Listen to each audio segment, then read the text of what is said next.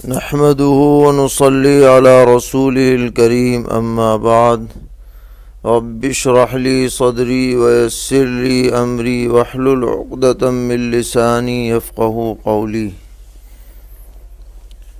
دینی رہنمائی کی 94ویں مجلس میں سبھی سامعین کی خدمت میں السلام علیکم ورحمۃ اللہ وبرکاتہ عرض ہے۔ ایک صاحب نے سوال کیا ہے کہ اللہم بارک لی فی الموت و فیما بعد الموت، اس دعا کی تشریح مطلوب ہے اور کیا یہ دعا دن میں 25 مرتبہ پڑھنی چاہیے، وضاحت فرمائیں۔ تو جواباً عرض ہے کہ اس دعا کو پڑھنے میں تو کوئی حرج نہیں ہے، کیونکہ اس کا جو مطلب اور معنی ہے وہ اپنی جگہ پر درست ہے کہ اللہم بارک لی فی الموت، اے اللہ میرے لیے موت میں برکت عطا فرمائیے، یعنی موت اس حالت میں آئے جو خیر و برکت کا سبب ہو، وفیما بعد الموت، اور موت کے بعد جو اگلی زندگی ہے اس میں بھی خیر و برکت نصیب ہو۔ تو اس معنی کے اعتبار سے دعا کرنے میں کوئی حرج نہیں ہے، گویا یہ حسن خاتمہ کی دعا ہے۔ لیکن اس کے متعلق ایک انتہائی ضعیف ترین روایت ہے معجم طبرانی میں کہ جو شخص اس دعا کو دن میں 25 مرتبہ پڑھے تو اس کا حشر شہداء کے ساتھ ہوگا۔ تو اس روایت کو علماء نے انتہائی ناقابل اعتبار قرار دیا ہے۔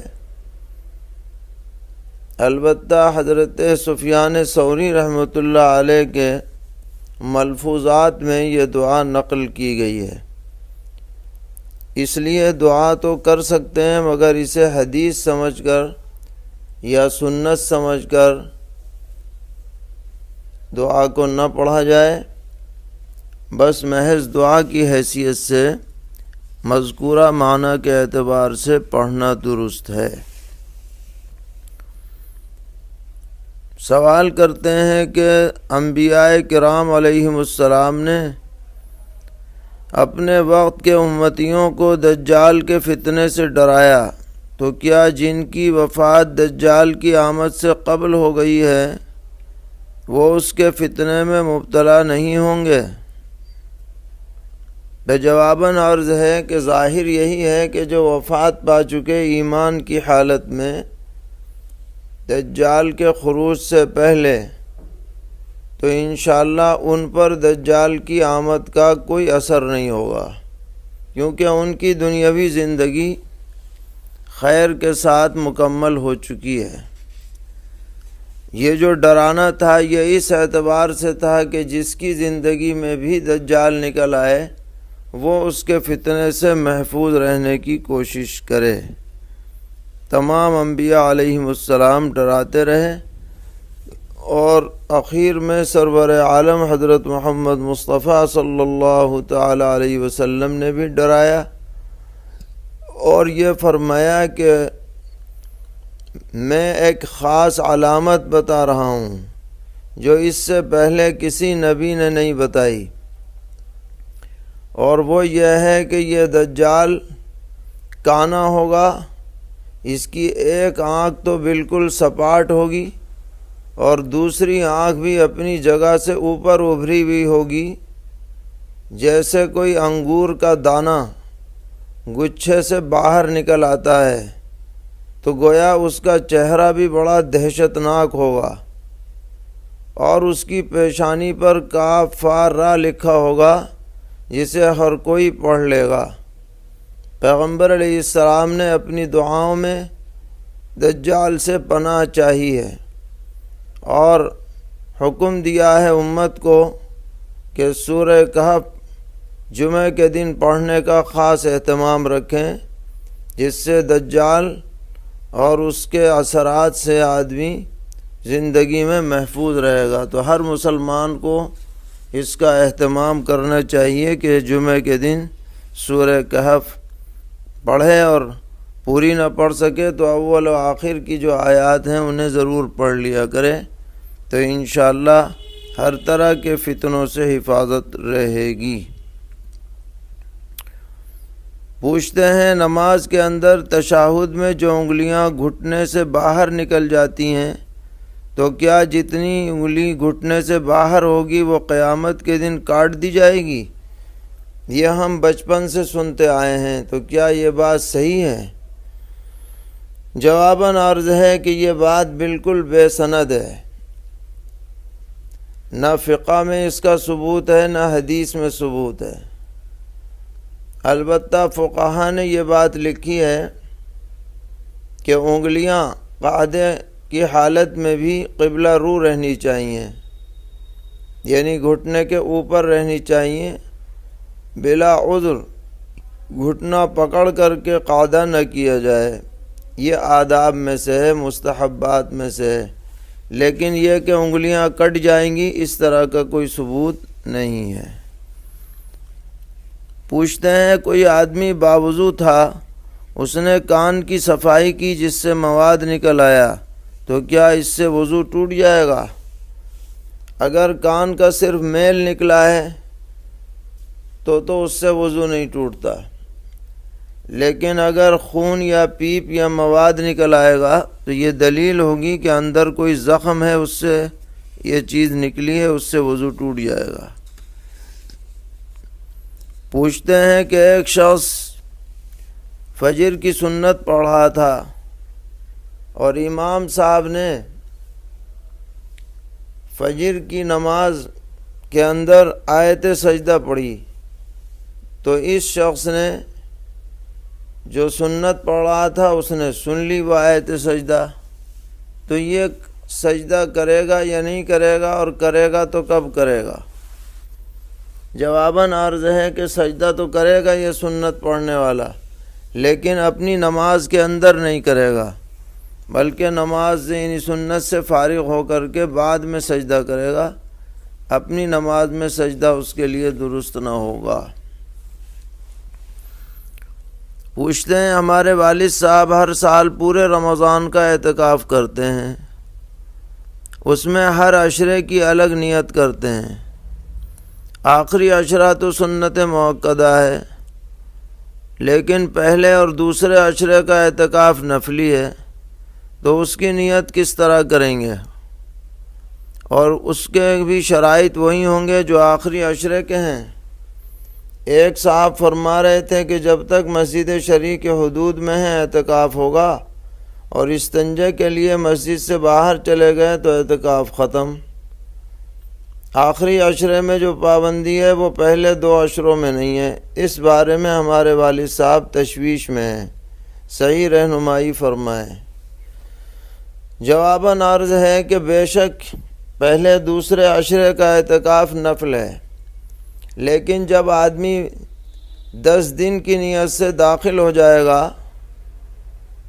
تو پورے 10 دن تک وہ نفلی اعتکاف میں شمار ہوگا۔ اگر وہ بلا ضرورت نکلے گا تو اس کا اعتکاف ختم ہو جائے گا۔ ان صاحب نے صحیح کہا، لیکن اگر استنجا یا اپنی کسی ذاتی ضرورت، طبعی ضرورت کی وجہ سے نکلتا ہے تو پھر اس کا اعتکاف فاسد نہیں ہوگا، وہ اپنی جگہ چلتا رہے گا، جیسے کہ آخری عشرے کا اعتکاف چلتا رہتا ہے۔ بس فرق یہ ہوگا آخری عشرے میں اور اس میں کہ آخری عشرے میں اگر اعتکاف ٹوٹ جائے تو 1 دن کی قضا کم سے کم لازم ہوتی ہے، اور نفلی اعتکاف میں اگر یہ ٹوٹ گیا تو کوئی قضا نہیں ہے، وہیں پر ختم ہو جائے گا اعتکاف، بس یہ فرق پڑے گا۔ پوچھتے ہیں تنہا نماز پڑھنے والا شخص تراویح اور وتر کی نماز میں جہراً قرات کر سکتا ہے؟ جی ہاں کر سکتا ہے، بس لازم نہیں ہے، اختیار ہے، چاہے تو سرن پڑھے چاہے تو جہراً پڑھے، اس لیے کہ وہ امامت نہیں کر رہا ہے۔ پوچھتے ہیں جو شخص نوجوان اور طاقتور ہو اور خیرات مشین پر کام کرتا ہو اس کے لیے مستقل روزہ چھوڑنا کیسا ہے؟ سمجھانے کے باوجود وہ روزہ نہیں رکھتا اور اپنے کام کا عذر کرتا ہے تو اس کی کمائی کھانا کیسا ہے؟ تو جواباً عرض ہے کہ جو شخص بھی صحت مند ہو، طاقتور ہو، روزہ رکھ سکتا ہو، اس کے لیے رمضان کا روزہ چھوڑنا قطعاً جائز نہیں ہے، بہت ہی سخت ترین گناہ ہے۔ پیغمبر علیہ السلام نے فرمایا جس نے رمضان کا ایک روزہ بلا کسی شرعی سبب اور عذر کے چھوڑ دیا تو اتنا بڑا جرم کیا کہ اگر اس کے بدلے میں پوری زندگی بھی روزے رکھتا رہے تو اس ثواب کو حاصل نہیں کر سکتا جو رمضان کے ایک حقیقی فرض روزے کا ثواب ہے۔ تو بڑی محرومی کی بات ہے کہ آدمی جوان ہونے کے باوجود، صحت مند ہونے کے باوجود روزہ چھوڑے، اور یہ کوئی عذر نہیں ہے کہ میں کام کرتا ہوں، فلاں کرتا ہوں۔ بھئی کام کی چھٹی کر لو جیسا موقع ملے، یا کم کام کرو یا احتیاط سے کام کرو، لیکن یہ مسلسل روزہ چھوڑنے کے لیے بہانہ نہیں بن سکتا۔ البتہ جہاں تک کمائی کی بات ہے تو اس کا روزے سے کوئی تعلق نہیں ہے، وہ اپنے عمل اور محنت کا بدلہ ہوتا ہے۔ اس لیے یہ نہیں کہا جائے گا کہ اس نے روزہ نہیں رکھا تو اس کی آمدنی بھی حرام ہو گئی، تو ایسا حکم نہیں ہے، آمدنی بہرحال حلال ہے۔ پوچھتے ہیں میں عرب امارات میں ملازمت کے لیے مقیم ہوں اور میری نابالغ اولاد ہندوستان یا پاکستان میں مقیم ہو تو اس کا صدقہ فطر عرب امارات کے صدقہ فطر کے حساب سے دینا ہوگا یا پاکستان یا ہندوستان کے اعتبار سے؟ تو اس میں اگرچہ دونوں رائے پائی جاتی ہیں، لیکن زیادہ بہتر یہ ہے کہ آپ عرب امارات کا حساب لگائیں، کیونکہ اس میں زیادہ پیسے بیٹھیں گے اور اس میں فقراء کا فائدہ زیادہ ہے۔ دل کھول کر کے خرچ کریں تو اللہ تعالیٰ اور برکت عطا فرمائیں گے۔ پوچھ رہے ہیں کہ آن لائن کاروبار میں کسی کمپنی کے پروڈکٹس کی کاپی یعنی ڈپلیکیٹ بنا کر بیچنا کیسا ہے؟ کیا اس طرح کاروبار کرنا جائز ہے؟ تو یاد رکھنا چاہیے کہ شریعت میں کسی بھی کاروبار میں دھوکہ دڑی درست نہیں ہے، اور دوسرے کمپنی کو آپ اصل کہہ کر کے بیچیں، ڈپلیکیٹ کو آپ اوریجنل کہہ کر کے بیچیں، اسی طرح کا لوگو بنا کر کے بیچیں، یہ ہمارے عرف میں دھوکہ سمجھا جاتا ہے۔ اس طرح سے کاروبار نہیں کرنا چاہیے، جو حقیقت ہے اسی کو بیان کرنا چاہیے۔ اگر آپ ڈپلیکیٹ بیچ رہے ہیں تو یہ کہیے کہ یہ ڈپلیکیٹ ہے، اوریجنل بیچ رہے ہیں تو کہیے کہ اوریجنل ہے، دھوکہ نہ دیں کسی کو بھی۔ پوچھتے ہیں آنگن واڑی سے حاملہ عورتوں کو ملنے والا راشن استعمال کرنا کیسا ہے؟ حالانکہ یہ ایک سرکاری یوجنا ہے اور شاید اسے بہت سے غیر ملکی یا world health child and mother programme کی طرف سے فنڈنگ کی جاتی ہے، تو اس راشن کو لینا کیسا ہے؟ جواباً عرض ہے کہ کہیں سے بھی فنڈنگ ہوتی ہو، جو مستحق خواتین ہیں قانون کے دائرے میں آتی ہیں اور انہیں لینے کا سرکاری طور پر استحقاق ہوتا ہے، ان کے لیے یہ مدد لینا درست اور جائز ہے۔ وہ پیسہ کہاں سے آ رہا ہے وہ سرکار جانے، سرکار اپنے مقیم شہریوں کو جو مدد کر رہی ہے اس اعتبار سے لینے کی گنجائش ہے۔ پوچھتے ہیں عید کے موقع پر اپنی بہنوں یا پھوپھیوں کے پاس رمضان میں عیدی لے کر جاتے ہیں یا پہنچاتے ہیں، شریعت میں اس کا کوئی ثبوت ہے؟ ایسی کوئی الگ سے روایت تو نہیں ہے کہ رمضان ہی میں جایا جائے یا عید ہی پر جایا جائے، لیکن اپنے رشتہ داروں کے ساتھ صلہ رحمی کرنے کی متعدد روایات موجود ہیں، خود قرآن پاک میں بھی اس کا حکم ہے، اور ان خوشی کے مواقع پر صلہ رحمی کی زیادہ اہمیت ہوتی ہے۔ اس لیے اگر ان کی خدمت میں ہدایہ پیش کیے جائیں خوشی کے مواقع پر یا رمضان المبارک میں، تو شرعاً اس میں کوئی حرج کی بات معلوم نہیں ہوتی، بلکہ اس کا اہتمام کریں تو بہتر ہے۔ پوچھ رہے ہیں کہ عورت اپنے والدین کے گھر عدت گزار رہی ہے اور کوئی مرد پیغام نکاح دے کر دیکھنے کی غرض سے جائے تو یہ کیسا ہے؟ اگر یہ جائز ہے تو جو فرمایا گیا وَلَا تَعْزِمُوا عُقْدَةَ النِّكَاحِ حَتَّى يَبْلُغَ الْكِتَابُ أَجَلَهُ، اس کا کیا مطلب ہوگا؟ جواباً عرض ہے کہ باقاعدہ اطلاع دے کر کہ ہم فلاں دن آ رہے ہیں، لڑکی کو دیکھیں گے،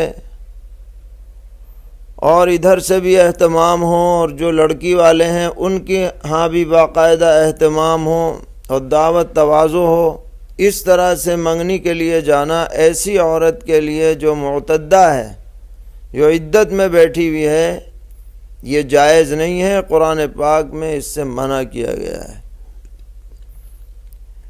لیکن اگر کوئی شخص بغیر کسی اطلاع کے اور بغیر کسی اہتمام کے دل میں یہ بات رکھے کہ میں اس سے نکاح کروں گا عدت کے بعد، یا اشارے کنایے میں کہہ دے، اس کا اظہار کر دے، تو اس کی شرعاً گنجائش ہے۔ خود قرآن پاک میں بھی اس کی اجازت دی گئی ہے کہ وَلَا جُنَاحَ عَلَيْكُمْ فِي مَا عَرَّضْتُمْ بِهِ مِنْ خِطْبَةِ النِّسَاءِ أَوْ أَكْنَنْتُمْ فِي أَنفُسِكُمْ، کہ جو تم اشارے کرو یا دل میں چھپا کے رکھو اس میں کوئی حرج کی بات نہیں ہے، لیکن یہ باقاعدہ منگنی کا جیسا دستور ہوتا ہے اس طریقے پر عدت کے دوران جو عمل کرنا ہے یہ صحیح نہیں ہے۔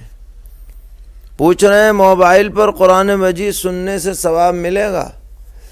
امید تو یہی ہے کہ ملنا چاہیے، کیونکہ آواز بہرحال قرآن کی آ رہی ہے۔ پوچھتے ہیں میرا 2.5 سال کا بیٹا ہے، بہت ضدی ہے، روتا بھی بہت ہے، بات بات میں چڑچڑاتا رہتا ہے اور اسے نظر بھی بہت لگتی ہے، اس کے لیے کوئی دعا یا وظیفہ بتائیے۔ اس پر سورہ فاتحہ پڑھ کر کے دم کیا کریں 11 مرتبہ، اور سورہ والضحیٰ دودھ یا چینی پر دم کر کے اسے پلایا کریں، تو انشاءاللہ اس کا حال درست ہوگا، اور اس کی صحت کا بھی خیال رکھیں۔ پوچھتے ہیں زید خالد کا مقروض تھا اور خالد کی وفات ہو گئی، اب خالد کے 2 بیٹے اور 1 بیٹی حیات ہیں۔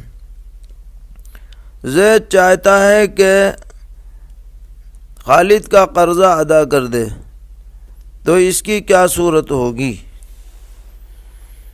تو جواباً عرض ہے کہ جو قرض کی رقم ہے اس کو 5 برابر حصوں میں بانٹ دیا جائے، اور اس میں سے 2 حصے ہر بیٹے کو دے دیے جائے اور 1 حصہ بیٹی کو دے دیا جائے۔